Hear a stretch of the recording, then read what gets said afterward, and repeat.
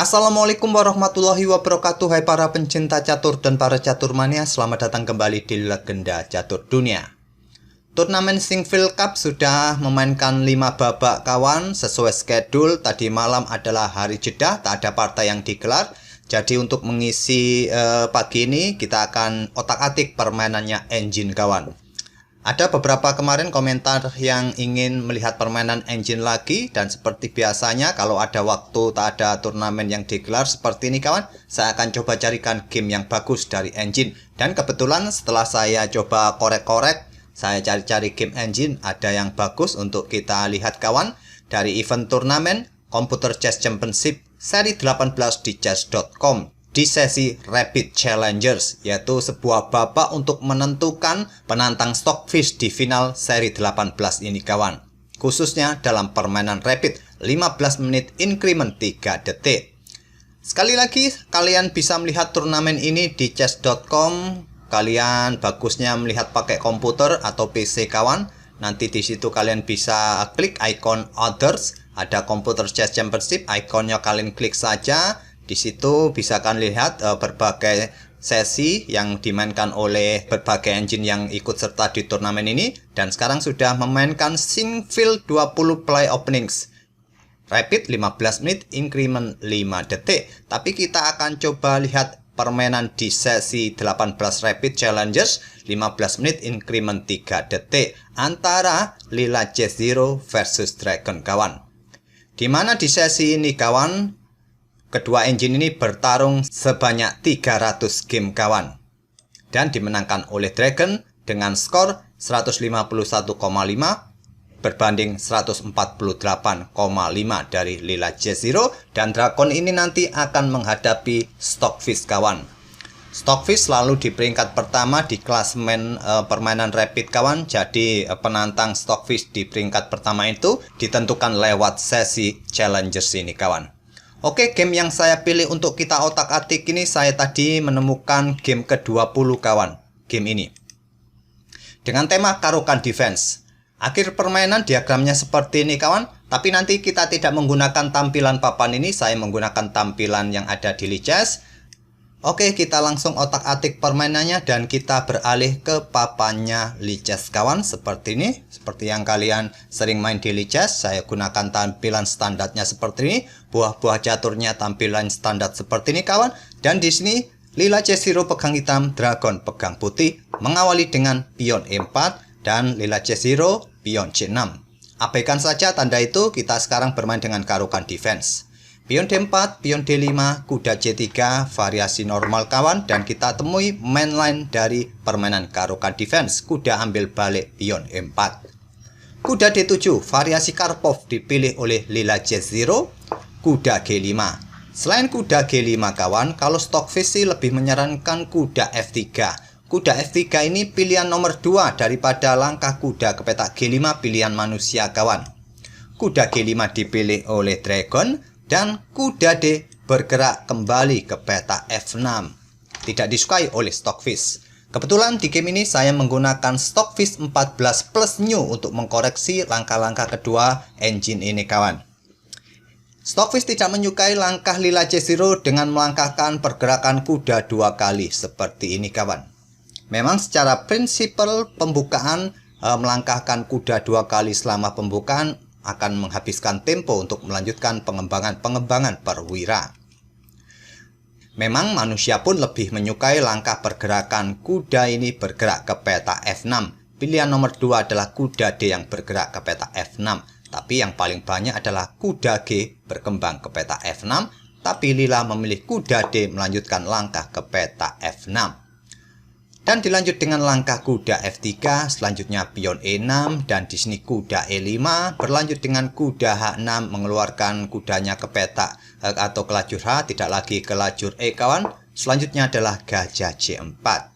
Stockfish menilai pion C3 membentuk rantai pion yang solid juga bagus dipilih oleh putih. Di sini kawan gajah D6, menteri E2, selanjutnya menteri hitam C7 memberikan pressure di sini kawan, tak ada masalah, sementara cukup kuat posisi kuda E5, pion F4 dan dilanjut dengan langkah rokade oleh Lila J0.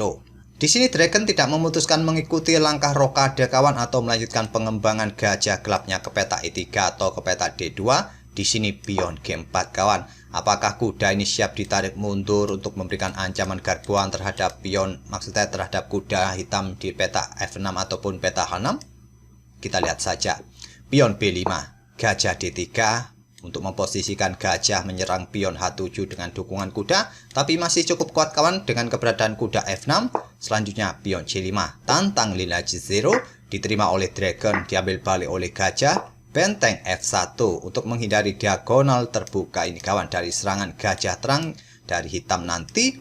Gajah B7, sekarang pion H3 memperkuat posisi pionnya dari tekanan dua kuda hitam ini agar menterinya ataupun kudanya bisa leluasa bergerak kembali. Terlihat benteng bergeser tadi memperkuat posisi pion F4. Ini ada kemungkinan juga kawan, begitu juga pion ini diperkuat dengan pion H3. Ada kemungkinan kuda ini akan bergerak di langkah berikutnya. Kita lihat saja. Pion B4, gajah D2, pion A5.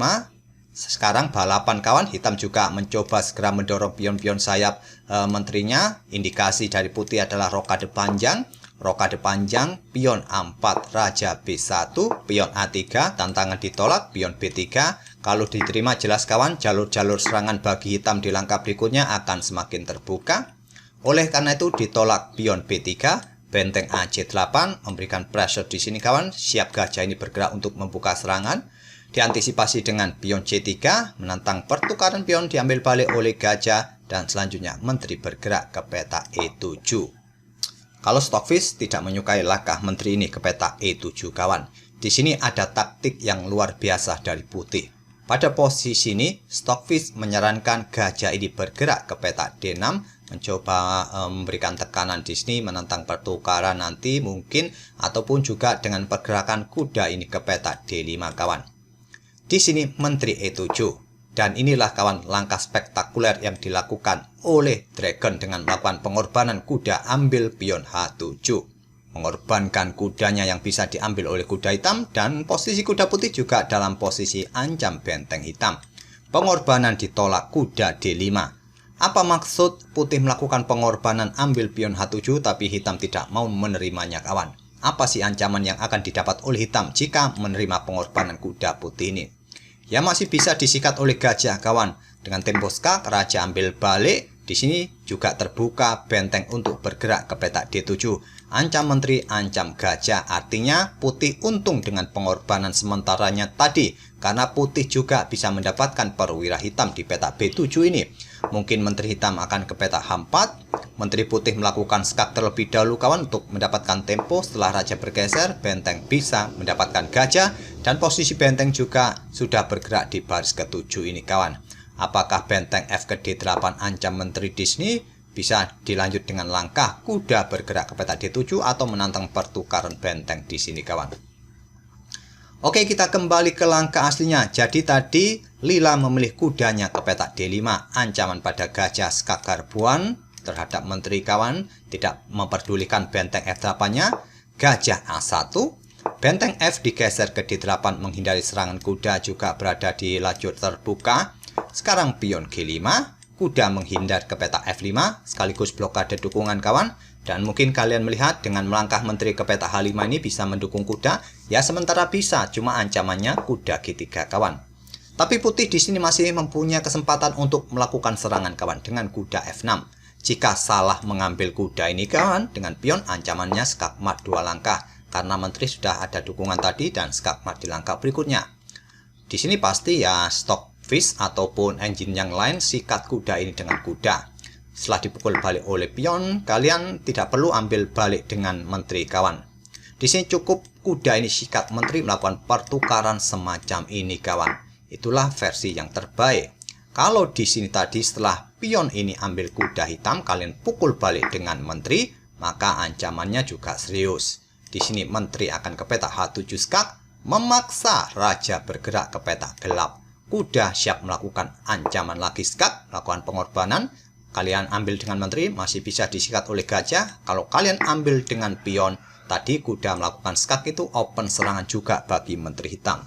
Di sini dapat dipastikan hitam juga kalah kawan. Oke, kita kembali ke langkah aslinya. Tadi sampai mana kawan? Sampai pion G5, terus kuda F5, dan di sini pion G6. Pion F pukul pion G6, diambil balik oleh kuda serang menteri. Menteri F7, kuda kembali ke E5, ancam menteri kembali. Menteri mundur ke peta E8, tetap mengawal peta terang kawan dari aktivitas menteri. Kuda G5, menghindari ancaman raja. Gajah E3, gajah putih B5, menteri menghindar ke E7, kuda G6 serang menteri kembali, menteri ke D6, dan di sini pion H4. Menteri hitam B4. Di sini dibalas dengan langkah menteri H5, mencoba memberikan ancaman skakmat satu langkah. Mungkin kalian nanti akan bingung kawan dengan tanda merah, tanda blunder dari Stockfish ini dengan langkah menteri ke peta H5 ini. Karena di sini tidak ada cara lain untuk menghadapi atau menghadang pergerakan ancaman skakmat ini yang sulit untuk dibendung lagi kawan. Ada satu cara dengan langkah kuda ke peta H5.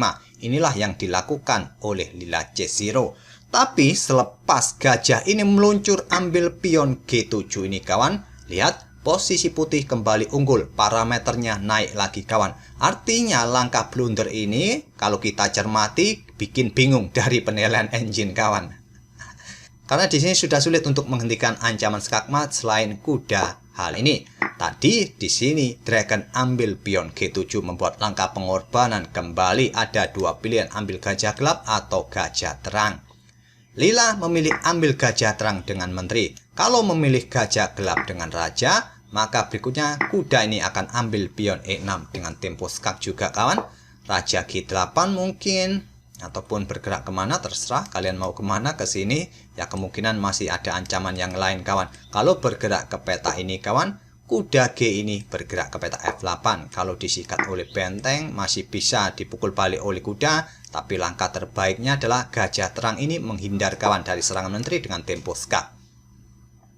Dan 4 langkah berikutnya ancaman skakmat. Kalau tadi raja ini bergerak mundur ke peta G8, selanjutnya adalah kuda G ini bergerak ke peta E5 kawan, memberikan dukungan bagi menterinya nanti melakukan ancaman skakmat, bukan ke peta ini kawan. Ke peta ini masih ada kuda, skak, dan ancaman skakmat yang sulit juga untuk dihentikan.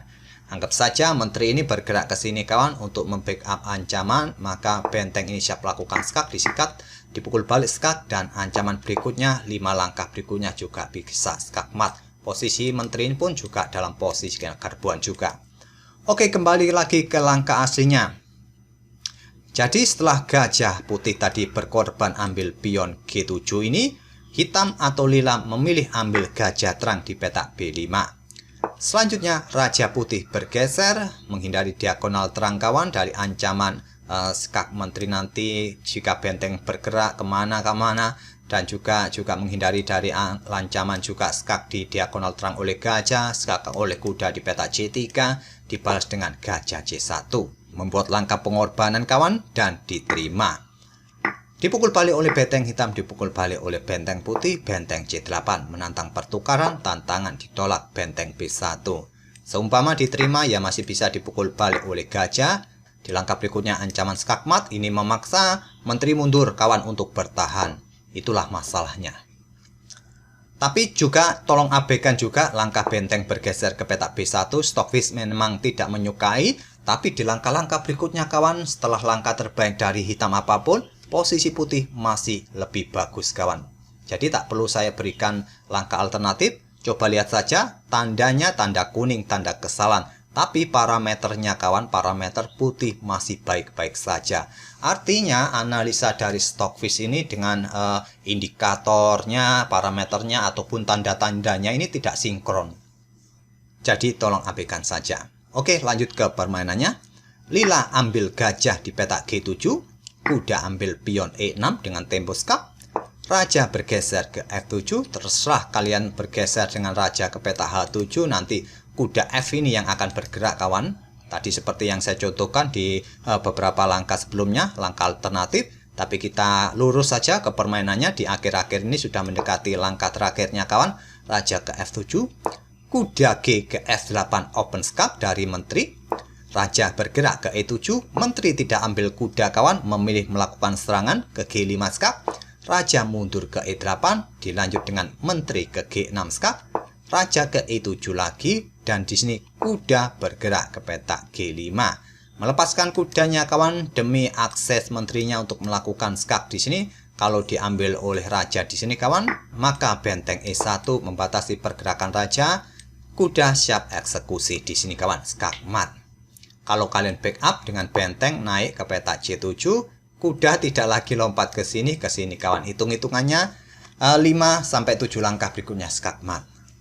Oke, kita lurus saja ke langkah aslinya. Jadi setelah kuda G5, di sini menteri hitam ke petak E2. Langsung mencegah pergerakan benteng ke petak E1, juga memberikan ancaman skak mat di sini kawan. Kuda siap mendukungnya mungkin di sini, dan skak mat di sini. Dilanjut dengan langkah menteri ke G7 skak. Raja ke E8, menteri D7 skak. Raja ambil kuda di sini, kuda E6 skak.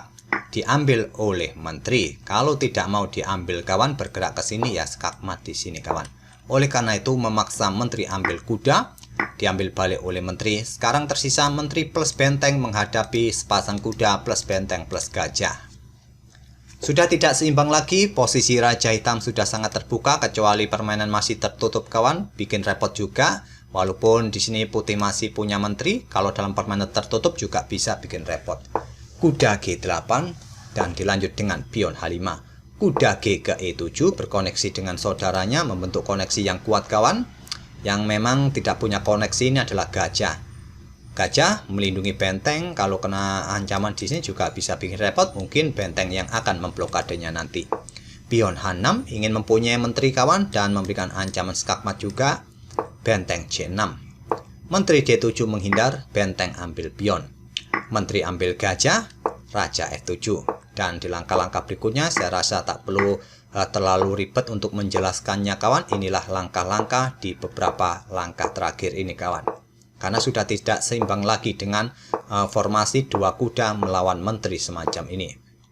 Sekarang putih sudah mempunyai dua menteri kawan, tinggal menunggu langkah skak mat yang akan didapat oleh hitam ataupun putih ini.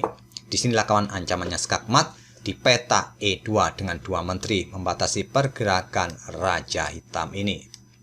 Itulah kawan permainan engine antara Dragon versus Lila Chess Zero di komputer Chess Championship di chess.com seri ke-18. Semoga permainan dari kedua engine tadi bisa menghibur kalian dan memberikan wawasan dalam pembukaan Caro-Kann defense, khususnya variasi Karpov. Kita akan bertemu di video-video berikutnya. Terima kasih. Wassalamualaikum warahmatullahi wabarakatuh.